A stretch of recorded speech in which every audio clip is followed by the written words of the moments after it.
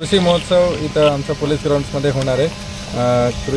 जिल्हा कृषी अधिकारी मानेसाहेब आणि त्यांचं पूर्ण टीम इथं उपस्थित आहे आणि त्यांचं जिल्हा परिषदचं टीम प्रांजल शिंदे मॅडम आणि उमेदचं टीम पण इथं उपस्थित आहे। एकंदरीत हे एक चांगलं कृषी महोत्सव आहे जे आम्ही शेतकरी प्रेरणा अभियानमध्ये विविध पोलीस डिपार्टमेंटकडून कम्युनिटी पोलिसिंगचं चालू आहे। त्याच्यामध्ये कृषी विभागाचं पण महत्त्वाचा रोल आहे। खास करून जे शेतीचं बांधावरती जे वाद आहे एक्सेट्रा त्याचं एक चांगलं एक डॉक्युमेंटरी इथं रिलीज आम्ही करणार आहे। सेकंड जे ऑर्गॅनिक पासपोर्ट आणि सेंद्रिय शेतीचं काही इनिशिएटिव्स आहे इथं काही स्टॉल्स असतील आणि प्रत्येक शेतकरींना त्याचं माहिती इथं देता येत आहे।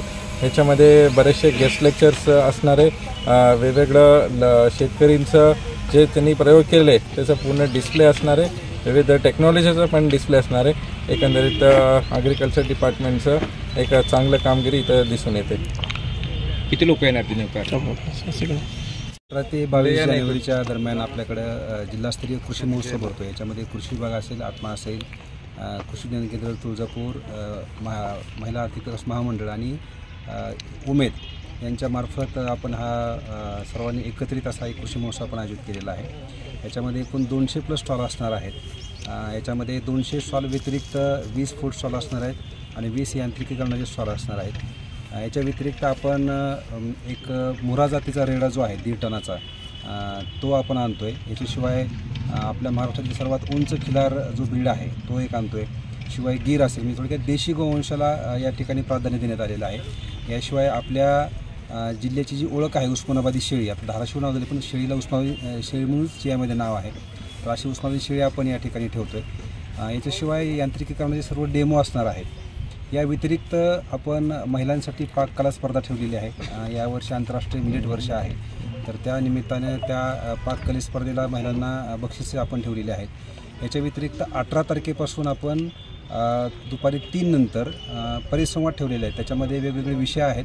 पहिल्या दिवशी आपण दुग्ध व्यवसायाबद्दल आपण परिसंवाद ठेवलेला आहे। दुसऱ्या दिवशी आपण खरीप आणि रब्बीच्या पिकांच्या बाबतची माहिती देणारा परिसंवाद ठेवलेला आहे।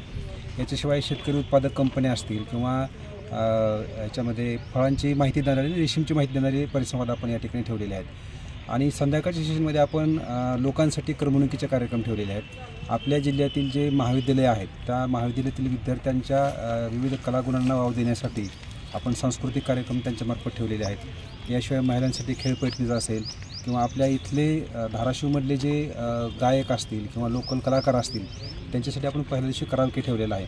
अशा विविध माध्यमातून आपण शेतकऱ्यांना या ठिकाणी आणण्याचा प्रयत्न करतो आहे आणि एक नवीन तंत्रज्ञान शेतीमधलं त्यांना आत्मसात करण्यासाठी मदत करतो आहे। माझं शेतकऱ्यांना या दरम्यान आव्हान असेल की आपण 18 तारीख ते 22 तारीख या दरम्यान या प्रदर्शनाला जरूर भेट द्यावी।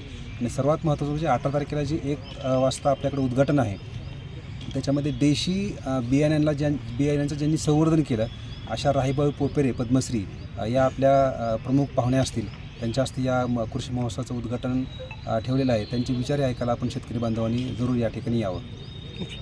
Okay sir.